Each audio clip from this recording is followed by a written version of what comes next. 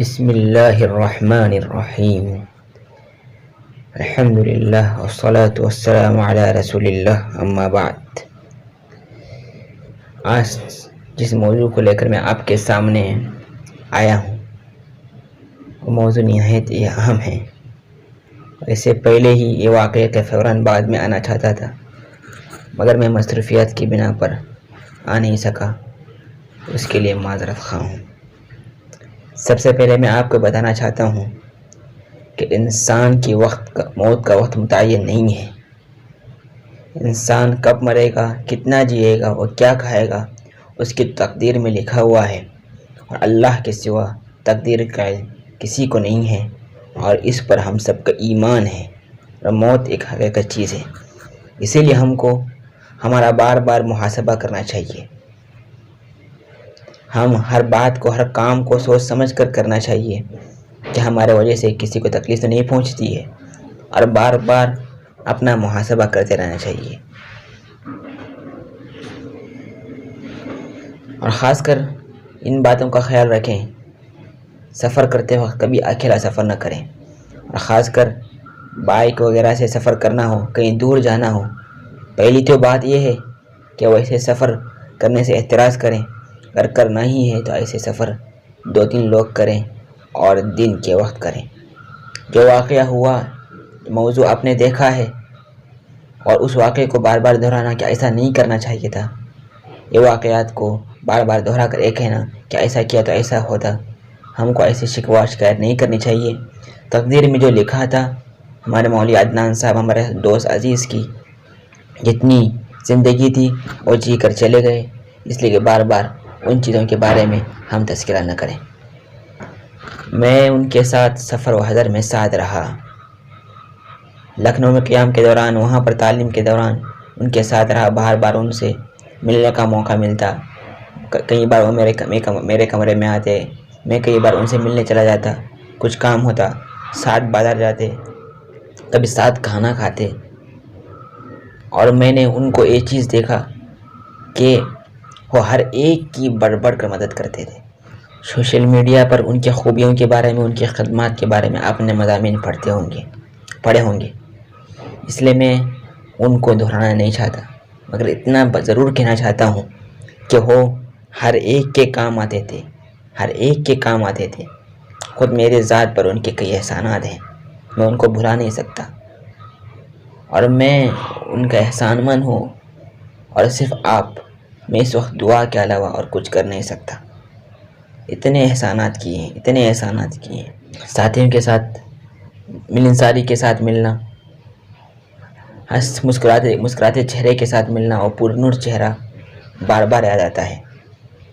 کبھی کسی کے مذاق سے، کسی کی بات سے ان کو غصہ آتا، پہلی تو بات ہے ان کو غصہ بہت کم آتا تھا، اگر غصہ آتا تو وہ تھوڑی دیر کے لیے ہوتا، پھر تھوڑی دیر کے بعد اس چیز کو بھول جاتے، معاف کر لیتے دل سے، ایسا لگتا کہ ان کے ساتھ کچھ واقعہ ہی نہیں ہوا ہے۔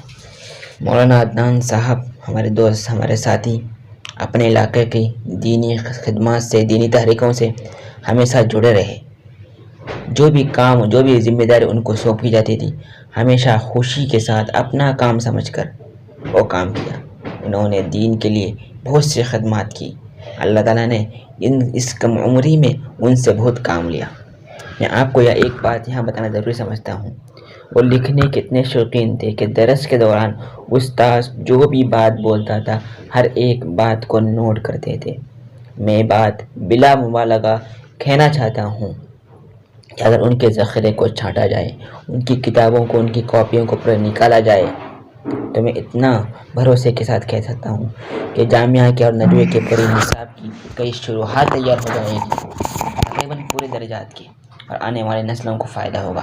اگر شاید اللہ نے کسی کو توفیق دے تو اس کام کو انشاءاللہ ضرور انجام دے گا۔ خود انہوں نے مجھ سے کئی بار کہا، حارث بھائی میرا فلاں کام ہو رہا ہے، ترمذی کا کام ہو رہا ہے، میں اس پر شرح لکھ رہا ہوں، تو اصول حدیث کی کتاب نزہۃ النظر، اس پر بھی میں لکھ رہا ہوں، آپ دعا کیجیے۔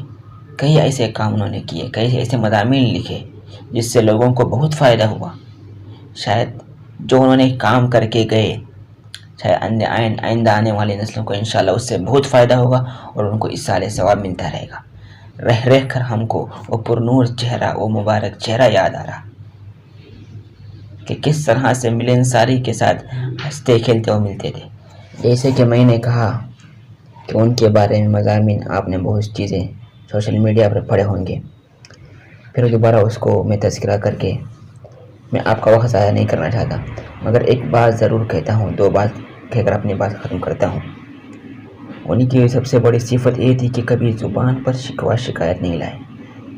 میں نے دیکھا ایسے کبھی حالات آتے تھے، کبھی ان کے پاس کوئی چیز کی کمی ہوتی تھی، مگر اس کے باوجود بھی، پریشانی کے باوجود بھی ان کے چہرے پر مسکراہٹ ہوتی تھی اور کہتے تھے اللہ کہیں سے نہ کہیں انتظام کر دے گا، مسکراتے مسکراتے یہی جواب دیتے تھے۔